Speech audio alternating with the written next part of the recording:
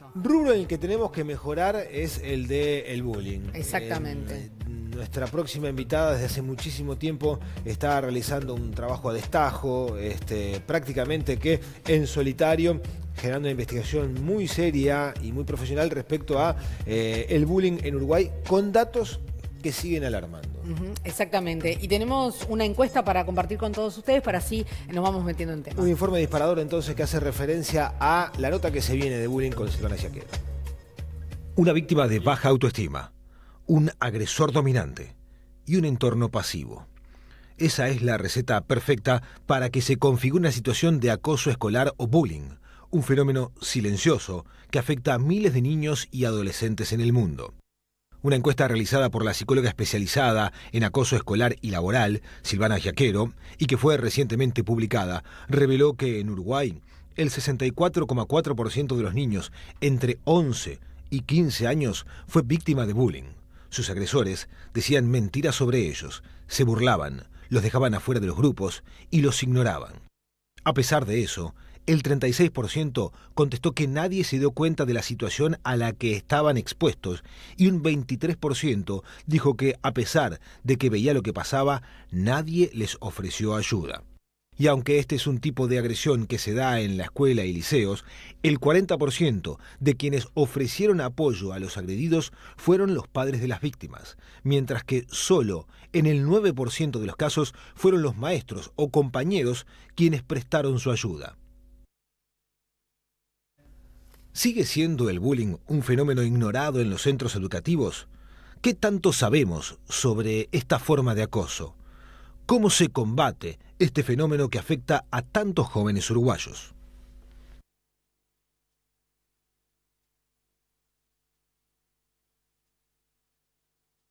Muchas preguntas, ¿no?, que quedan después de este disparador. Exactamente, también muchos datos que cuando uno escucha los números sorprende, ¿no? Porque ahí es cuando creo dimensiona el problema al que nos estamos enfrentando. Así que bienvenida a la psicóloga Silvana Giaquero, que ella es como de la casa, especialista en bullying. ¿Cómo andas, Silvana? Muy bien, muchas gracias por la invitación una vez más. Bueno, a ver, el trabajo lleva a sacar conclusiones y los datos también. De momento, la foto actual, ¿qué conclusiones nos genera? Primero quiero aclarar que esta investigación fue realizada solamente con un fin, en primera instancia, descriptivo, ¿no? Como para tratar de entender en estos 11 años cómo hemos avanzado a nivel de la conciencia que tenemos los uruguayos con respecto al tema, ¿verdad? Es una encuesta que realizamos junto con la ingeniera Alejandra Mar. Ella hizo la parte cuantitativa, yo el análisis descriptivo. Y esta encuesta, que se largó vía internet, llegó a responder casi 500 personas, de las cuales, como ustedes muy bien dicen, el 64% contestó haber sufrido de bullying en las edades que los investigadores dicen que son de mayor riesgo, ¿no? Entre los 11 y los 15 años, o sea que está mostrando una realidad que se da a nivel mundial, no solamente en Uruguay. Las respuestas eran de adultos específicamente. Entre 7 y 76 años fueron quienes respondieron. Es una muestra muy heterogénea, y por otro lado de todos los niveles socioeducativos. Y también tenemos un mayor porcentaje de mujeres que contestaron y un menor porcentaje de hombres. Pero de todas maneras nos muestra que en realidad, una vez más, nos confirma que el bullying no es un tema de sexo, no es un tema de género, no es un tema sociocultural ni económico. ¿Pero a los hombres les cuesta más reconocer que han sido víctimas del bullying? Sí, les da más vergüenza, mucho más vergüenza. Sin embargo, en los últimos años te puedo decir que me han llegado más varones víctimas de bullying que nenas. ¿Pero han llegado o hay más varones Llegaron víctimas? al consultorio. Yo te puedo hablar desde la clínica. Acá lo que vemos es una foto de una muestra, tal vez no muy grande, por eso vamos a seguir investigando, vamos a seguir realizando a partir de esta muestra otras investigaciones para profundizar y presentar en los diferentes congresos que asistimos en el mundo, para mostrar un poco la realidad de lo que está pasando en el Uruguay. Ahora, yo creo que acá lo más preocupante es, por un lado, hay un nivel de conciencia y de conocimiento intelectual más grande que hace años atrás. Sí, sabemos. Tú imagínate que el 95% contestó correctamente lo que era el bullying, O sea, una violencia sistemática y repetitiva, psicológica, en los centros de estudio, ¿bien? Pero por otro lado tenemos que solo el 26% reconoce haber participado de estas dinámicas. Y como ustedes bien han explicado, cuando hay una dinámica de bullying, tenemos a quien hostiga, a la víctima y al grupo que hace que esta dinámica funcione. Entonces, mientras no reconozcamos que a lo largo de nuestras vidas todos en algún momento hemos participado de estas dinámicas, no vamos a avanzar, porque ahí es donde buscamos desculpabilizar lo que hemos hecho. ¿Para qué? Para poner la culpa en la víctima. Por eso dicen que un 70% sigue afirmando que hay un perfil de víctima. Claro. Silvana, una de las cosas que a uno quizás lo hace pensar o por lo menos llama la atención y te pone un poco los pelos de punta, ¿no? Porque no hay que justificar a los niños que ejercen el bullying, ¿no? A los hostigadores, sin duda que no. Pero ya hablar de la participación quizás de adultos en esto complica, me parece, aún más las cosas. Quizás un niño de 11, 12, de 7 no dimensiona lo que está haciendo, pero un adulto... Sí, el tema es la complicidad, ¿verdad? Lo más grave de estas dinámicas es los que se suman a estas dinámicas. Y yo te diría que el 90% de los casos que he visto en la clínica, los docentes y los maestros se suman. ¿Se suman de forma activa o se suman haciendo la vista gorda? La mayoría en forma pasiva, y un mínimo porcentaje se suman entrando en el juego de humillar, burlarse, hacerle el vacío, estigmatizar al chico que sufre de bullying, ¿verdad? Pero sobre todo se suman cuando los padres van y denuncian. Esto es algo muy particular. Cuando un padre va y se queja de que su hijo está siendo violentado, ahí como que generalmente, en la mayoría de los casos en Uruguay, lo que pasa es que todo el centro de estudio responde defensivamente, culpabilizando a la víctima, buscando ese famoso perfil que no existe, creándole un perfil que evidentemente si el chico ya está dañado va a tener características que vamos a creer que responden a un perfil, ¿bien? Buscando justificar la violencia en lugar de hacer un paréntesis, el famoso epoqué, ¿no? La suspensión del juicio, profundizar, analizar, investigar, ¿no? Y un poco de autocrítica. Primero, en todos los centros de estudio hay bullying y resulta sumamente devastador para un niño. Los niños me lo dicen en la consulta. Una cosa es cuando mis compañeros me molestan, que es horrible, que las prácticas más comunes es inventar mentiras, hacer el vacío, las burlas, sino cuando el profesor no solamente lo ve y no hace nada, sino cuando se da esa denuncia, lo que hacen automáticamente, y esto es terrible y es lo que justamente no hay que hacer, es juntar a toda la clase, poner a la víctima en el banquito de los acusados, invitar a docentes para que con la autoridad que tienen reafirmen que este chico se equivocó, de que, perdón, de que este chico algo hizo y por eso le hicimos lo que le hicimos, y eso hace que el niño ahí colapse. Porque quien lo tiene que proteger, quien los tienen que cuidar, no lo están haciendo y peor, lo están agrediendo, culpando y atacando. Eso lleva a un estado de shock y un estrés postraumático gravísimo, que el riesgo que más se corre es el suicidio, como la única salida que muchas veces encuentran los chicos a esta violencia, ¿verdad?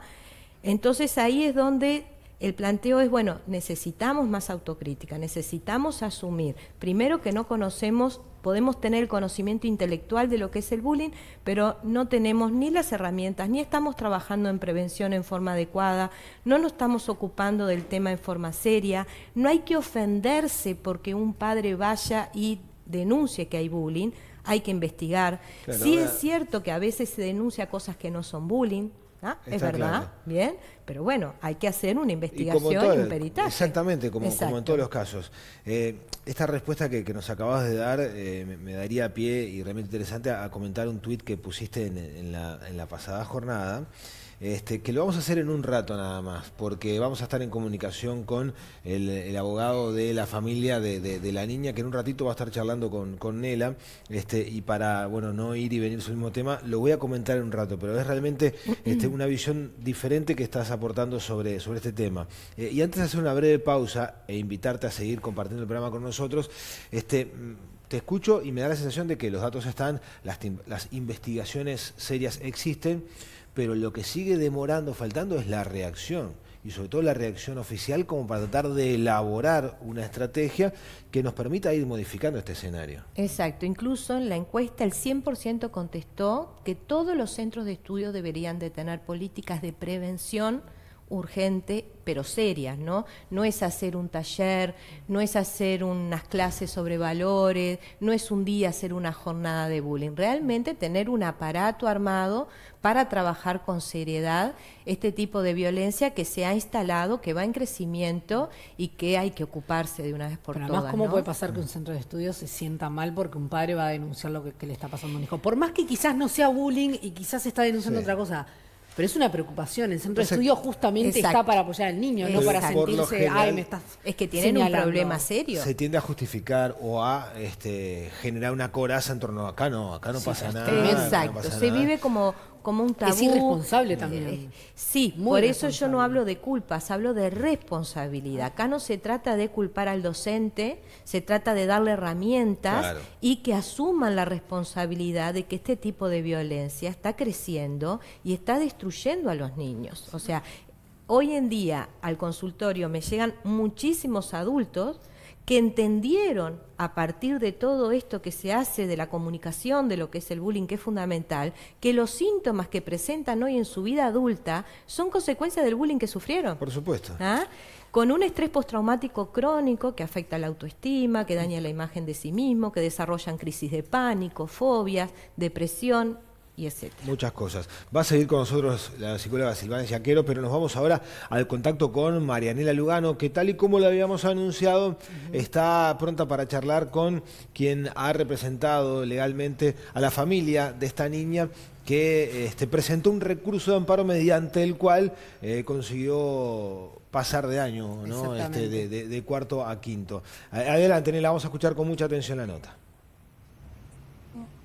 Muchas gracias, Fede. Buen día para todos. Sí, un tema que generó mucha polémica, porque para las autoridades de primaria es la intromisión de la justicia en un tema que compete a todos los maestros. Estamos con Bruno Rivero, el abogado de la familia de la niña, que al parecer o no, ahora nos va a contar, fue promovida por este juez. ¿Cómo estás? Muy buenos días. ¿Qué tal? Buenos días, ¿cómo le va? Bien. Bueno, en primer lugar queremos conocer cómo la familia llega a contactarte para este caso. Bien, la familia llega después de que se enteran de la resolución del colegio, de que la niña no debía ser promovida.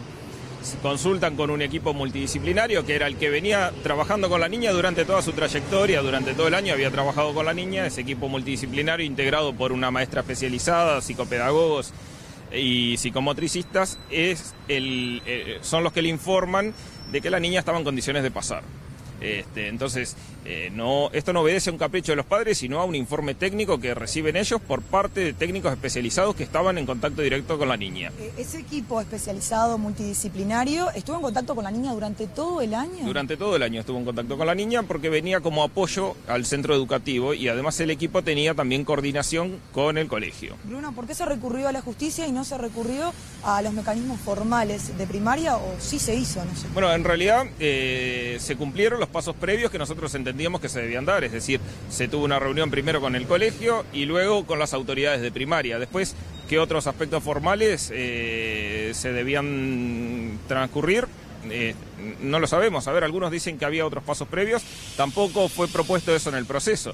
Nosotros hicimos lo que entendíamos que teníamos que hacer, que era ir ante las autoridades del colegio, ante las autoridades de primaria, y si no presentábamos el recurso de amparo, dentro de los 30 días, después no lo podíamos llegar a presentar. Y en la audiencia del amparo tampoco se planteó que este no era el proceso indicado y tampoco se planteó que había otro proceso previo que debió haberse cumplido. ¿Qué opina acerca de las declaraciones de las autoridades de primaria supongo que les ha escuchado en estos días. Bueno, lo que pasa es que he escuchado tantas, en realidad lo que me parece que no, con lo que no estoy de acuerdo es con que se esté violando la autonomía técnica con esta decisión judicial. Yo entiendo que el Poder Judicial es el que nos da las máximas garantías y cuando entendemos que hay una violación de un derecho, sano es que podamos acudir en un Estado de Derecho al Poder Judicial. El Poder Judicial puede perfectamente decidir sobre estas cuestiones, así como el Tribunal de lo Contencioso Administrativo puede eventualmente decidir sobre las calificaciones de los maestros o también los recursos que se puedan interponer sobre calificaciones en una facultad de Derecho. También podría el Poder Judicial resolver sobre estas cuestiones que no está claro quién si no las tendría que resolver. ¿Cree que esto crea un precedente para que otros padres hagan el mismo mecanismo? Bueno, nuestro sistema no es del precedente obligatorio, es decir, que una sentencia no obliga a los decisores siguientes a mantener el mismo criterio. Lo que sí puede pasar es que otros padres, si sienten que fueron vulnerados los derechos de los hijos y así lo entiende el colega que pueda estar trabajando en el tema y el juez, y lo pueden plantear todos, podemos plantear, cuando entendemos que hay un derecho nuestro afectado, podemos plantear nuestro caso ante la justicia. ¿Ya lo han contactado? No. Muy bien, bueno, Federico Paz, Sí. quiere hacerle una pregunta. Sí, agradecerle al doctor Rivero la posibilidad Sí, de charlar. buenos días. Buenos días, buenos días. Más allá de lo que representa... No, por favor, a la orden. De lo que representa la posibilidad de discrepar respecto a el hecho de la promoción o no. Entre los argumentos para presentar este recurso de amparo, ¿existe cierta animosidad contra la niña por parte de algún docente? ¿Lo pudieron comprobar? ¿Es así o no? No. ¿No? Esto, la decisión de acudir es por una decisión técnica, acompañada de un equipo multidisciplinario, que no coincidía con la decisión del colegio. Se refiere básicamente a eso y por ahí fue el juicio. Es más, la prueba que se produjo fue tendiente a señalar que la chica estaba en condiciones de ser promovida de año. Doctor, este caso lo estaba escuchando atentamente y cómo va evolucionando y se van conociendo otras informaciones a lo largo de las horas. Mi pregunta era, ¿este es un caso realmente de repetición o es un caso quizás de omisión de un colegio para una niña que tenía determinadas capacidades diferentes que tenía que solucionar y que quizás el colegio no estaba capacitado para hacerlo o para asistirla? Y bueno, nosotros entendemos que por lo que fue planteado por este equipo, la chica estaba en condiciones de pasar aún con las medidas que se habían adoptado durante el transcurso del año. Claro, pero lo que no se entiende, si estaba en condiciones de pasar... No sé si con eso... Claro, ¿qué es lo que lleva entonces a la maestra a decir, bueno, no puede aprobar el año? Porque si todos los informes técnicos dan cuenta de que, bueno, sí está en condiciones de pasar. Es que la maestra en la evaluación que ella hizo entendió que no era conveniente que pasara. Lo que tenemos acá son dos opiniones técnicas distintas y por eso es que habiendo un conflicto en el cual las partes no se pueden poner de acuerdo, se ocurrió ante la justicia para que lo dirimiera. Bien, todo esto ha generado mucho revuelo, usted mismo dijo, ha escuchado un montón de declaraciones y se habla de la judicialización de la educación, en fin. Entiende que... Más allá de que todos tenemos que confiar en la justicia, ¿no? Porque debemos recurrir a la misma y si se pierde la confianza en la justicia, bueno, es una mala señal para el país. Pero entiende de que, quienes tengan que tomar la decisión en cuanto a la apelación presentada se vean influenciados por toda esta cantidad de presiones, comentarios o declaraciones que se están haciendo y a su vez también el hecho de que a partir de ahora comience a haber filas de padres tratando de presentar recursos de amparo para modificar alguna decisión de algún centro de estudio. Bueno, son dos cosas distintas. Primero, sobre la judicialización de la justicia, no creo que sea un problema que cualquier tema pueda ser llevado ante la justicia. Todos los derechos pueden ser llevados ante la justicia para que sean protegidos y tutelados. Entonces, no habría que tener temor a presentar casos. Después se resolverá si se tiene o no se tiene razón. Pero con la confianza que nosotros tenemos en el Poder Judicial, en un Estado de Derecho y en el Estado uruguayo en particular, ese temor entiendo yo que es absolutamente infundado. Y con respecto a si habrá o no habrá cola de padres, y yo entiendo que no, porque si se hacen las cosas bien, no hay necesidad de que haya tantos reclamos. No los debe haber, es más, no hubo reclamos previos tampoco, capaz porque no se entendía así. Pero es el mismo temor que han tenido otros, por ejemplo, en el tema de las reparaciones médicas o por mala praxis. Claro. Hay temor de que se genere una ola de juicios y bueno, y no es así. Se generan tantos juicios como derechos sean vulnerados. Está claro. Se habla también de que no hay que tomar el tema de la promoción o no promoción como un fracaso, y en todo caso también se escucha de que bueno, hay que perderle el miedo a estas situaciones, desdramatizarlas y no hacer pasar a una niña por una circunstancia de estas no es bueno para su desarrollo y su crecimiento personal. Esto no entra en una cuestión de valoración, porque ustedes entienden de que hay aspectos técnicos y derechos que fueron vulnerados. Bueno, no, es que en realidad eso que usted decía es verdad. Lo que pasa es que el equipo técnico son los que le dicen la promoción, la reprobación sería aún más perjudicial que la promoción. Entonces, es el equipo el que indica cuáles son los pasos a seguir. No es un capricho de los padres y no es que los padres entiendan que si la niña no promueve hay un fracaso. No, hay un equipo de atrás, de apoyo, de técnicos, de expertos que son los que le dicen, bueno, no, mira, en realidad es preferible que pase. Doctor, a todo esto, pues hablamos mucho de todo lo que está sucediendo en el nivel judicial, pero ¿cómo está la niña? Porque en definitiva es una exposición también a los medios y públicamente que no sé cómo lo puede llegar a estar procesando. Y bueno, naturalmente que si bien la niña se encuentra afectada, se encuentra absolutamente contenida por su núcleo íntimo familiar. Pero fue una exposición que tampoco buscamos nosotros. La sentencia, ustedes habrán visto que es del 22 de diciembre y fue presentada ante la prensa el caso justo ahora que va el expediente al Tribunal de Apelaciones. Es decir, que nosotros tratamos de contener la exposición al máximo. Tuvimos que salir ahora a explicar algunas cosas porque evidentemente que se estaban hablando de varios aspectos que no eran ciertos. Claro, algunos detalles técnicos también, ¿no? Estamos a poco de comienzo de las clases. Claro. La niña habrá sido inscrita en otro centro educativo, porque es lógico que no siga en el mismo después de toda esta situación.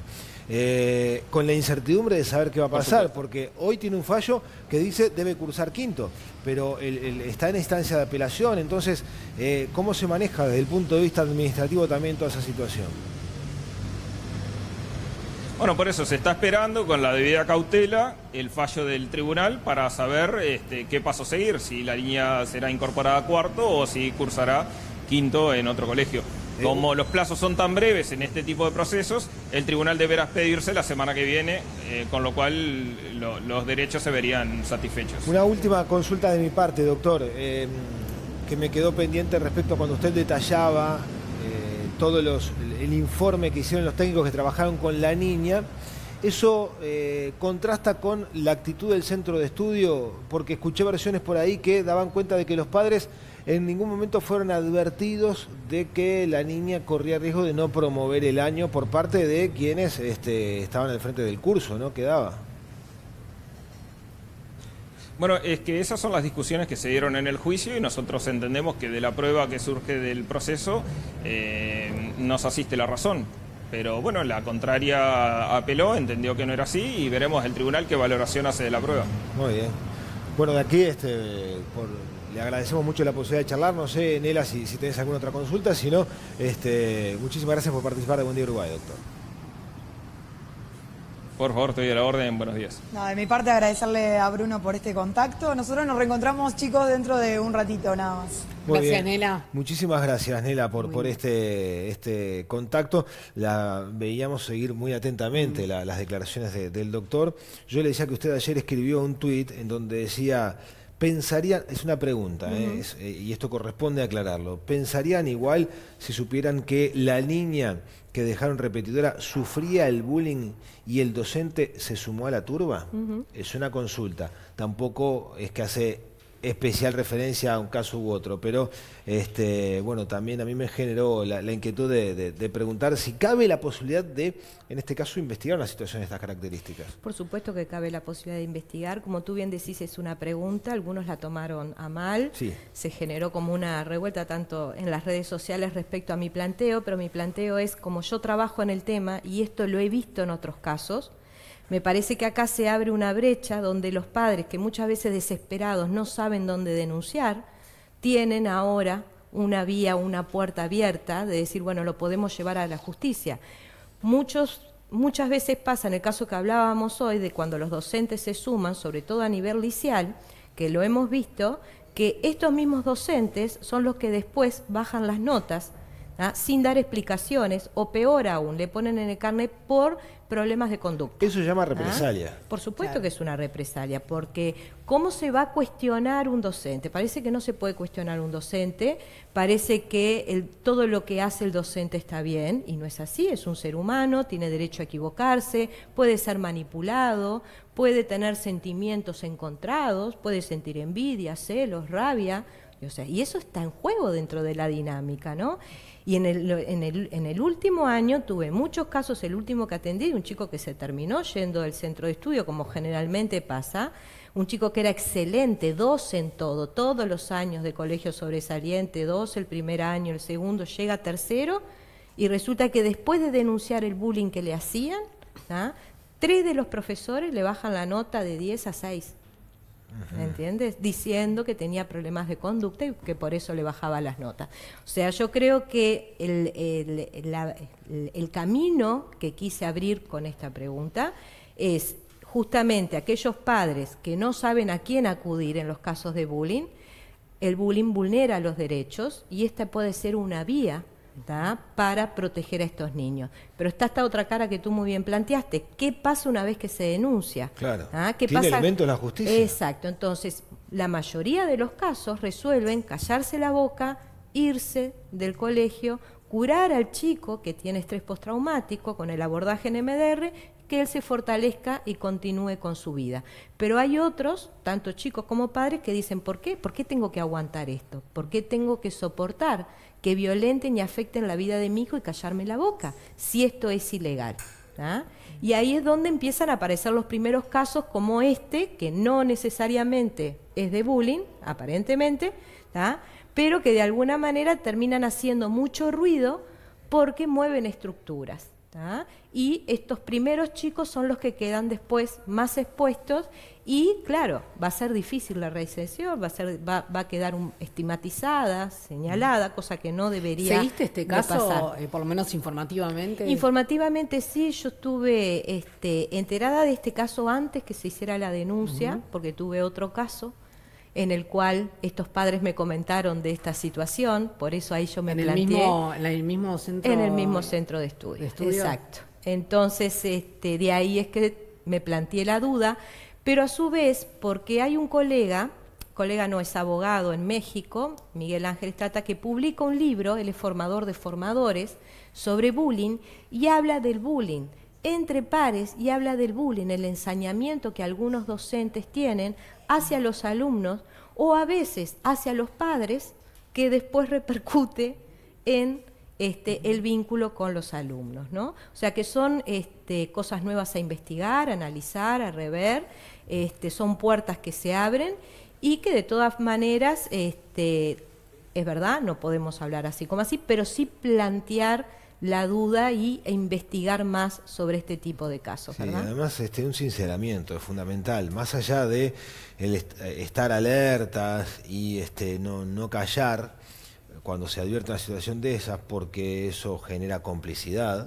El sinceramiento, a veces uno advierte como que está aquello de la cofradía, ¿no? Bueno, los maestros estamos todos unidos, los maestros, así como Los corporativismos. los técnicos de fútbol estamos todos unidos, y en realidad, bueno, lo decía la doctora Yaquero, somos seres humanos que todos podemos cometer algún tipo de error, hasta incluso de forma involuntaria, ¿no? Sin darnos cuenta, exactamente. O por muchas veces no tener las herramientas adecuadas también. Ahora, hay que distinguir algo. Una cosa es el ser duro, el ser exigente, ¿tá? Y otra cosa es el ser cruel. ¿tá? Entonces, hoy pareciera que si sos duro, sos autoritario, sos un déspota, nos pasamos a un extremo, o si sos blando, entonces estás permitiendo absolutamente todo. O sea, hay como mucha polarización, mucha discusión muy banal, ¿no? Esas ganas de opinar. Y la resolución es sencilla, lo cambiás de escuela y ya está. Sí. Pero lo que implica también para un niño Sí, cambiarse de entorno, escuela, todo. Es terrible. su entorno, su zona de confort. Más allá de que la esté pasando mal por el bullying, es generar vínculos nuevos, inseguridad de conocer, ir a un ambiente totalmente distinto. Eso también genera trastornos en el Bueno, emocional. hay casos, cuando el chico recién viene a la consulta, lo primero que me dice es, yo no me voy a cambiar de colegio. Claro. Yo acepto, enseñarme a cómo manejar esto y que no me duela. Es como que si te golpearan y dijeras no me duele. A ver, pero yo no quiero porque tengo algunos amigos todavía, estuve toda mi vida acá. Y si voy a otro lugar y me hacen lo mismo, yo no conozco a nadie. Tengo más posibilidades todavía de por ser el nuevo que me lo hagan. Malo conocido, que es bueno por Ahora, conocer. a medida que vamos avanzando en el tratamiento y que los padres van tomando los pasos que se recomiendan tomar, se van dando cuenta que todo se vuelve más en contra todavía del chico, ¿no? Entonces entras en ese dilema. Y ahí es donde el chico decide, bueno, sí, ya Silvana, no quiero saber más nada, me quiero ir de acá. Más allá del tema del bullying, tenemos que ir cerrando la nota, Sí. pero no me quiero quedar con esta pregunta. Este caso, lo que volvió a traer, digamos, a discusión también es el tema de la repetición. Si realmente es tan traumático para un niño repetir, si es algo que en realidad bien llevado, bueno, fue un problema quizás de aprendizaje en un momento, pero también aprender de esos, no sé si fracasos, pero quizás tropezones no lo hace ser un niño más fuerte. ¿Qué análisis? Pasa también, claro, porque al año siguiente puede ser objeto de bullying, precisamente Por por ejemplo. solo el hecho de haber repetido. Sí, exacto. Sí, o sea, también de seguir adelante sin tener las herramientas, el burro de la clase. O sea, Claro. es como todo, ¿no?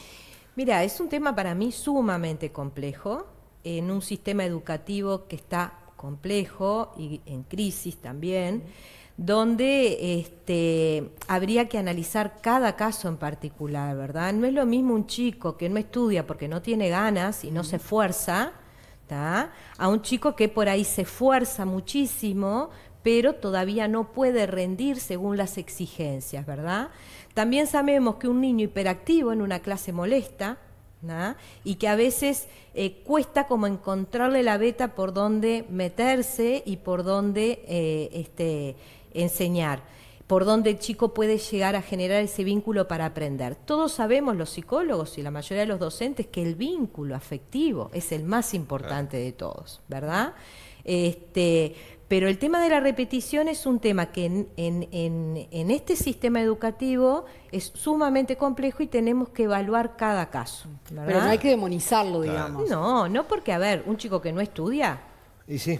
no estudia, ¿está? Y tiene Pero es un todo caso para estudiar distinto, y porque todo. está el caso de que di Exacto. todo lo que pude, todo lo que pude y llegué hasta acá. Ahí está. Pero Tenemos no- casos de chicos que sufren de bullying que bajan notoriamente la El nota porque rendimiento, no claro. logran poder estudiar, ¿tá? Y podrían correr riesgo de una repetición chicos que sí están capacitados para hacerlo, No, ni que hablar. o que les haya pasado algo al correr del año. Claro. Y está demostrado que niños felices rinden mucho más y aprenden de forma sencilla. Silvana, muchas gracias como Por siempre favor. Gracias. por abordar con la seriedad y claridad de siempre este tema que no todos tratan como corresponde. Muchísimas gracias. No, gracias a ustedes, muy amables.